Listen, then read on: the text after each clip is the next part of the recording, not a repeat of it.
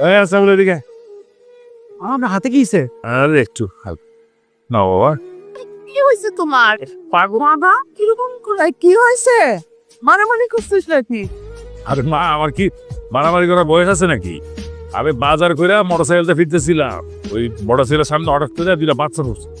আমি heart break করছি, motorcycle slip পার্সে পড়ে গেছি, ইহের ছিলে গেছে। তেমন কিছু হয় নাই, তো হালকা রক্ত পাইছে। ওই ছেলেটা, ওর কাছে ফার্স্ট এড বক্স ছিল, ও আসতে বেরে আমার 7 লাগায় ব্যান্ডেজ করেছে। খালি ও করতেছে, তোমার নামে জিজ্ঞেস করলো না বাবা, তোমার নামটা কি বলো তো? জি, আমার নাম আবি। আচ্ছা, এখানে কারবার আসছো?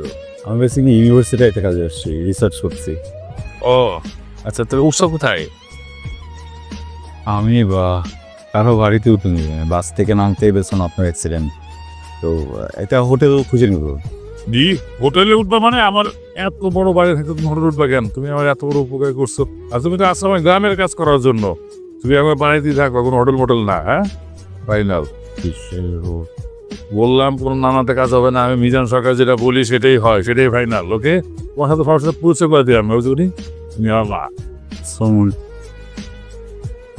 তো আন্টি, আর যে আমার ছোট ভাই, আর এটা হচ্ছে আমার পিচ্ছি ছেলেটা। আর আমার মামনি ইউনিভার্সিটিতে পড়ে, সেকেন্ড ইয়ারে।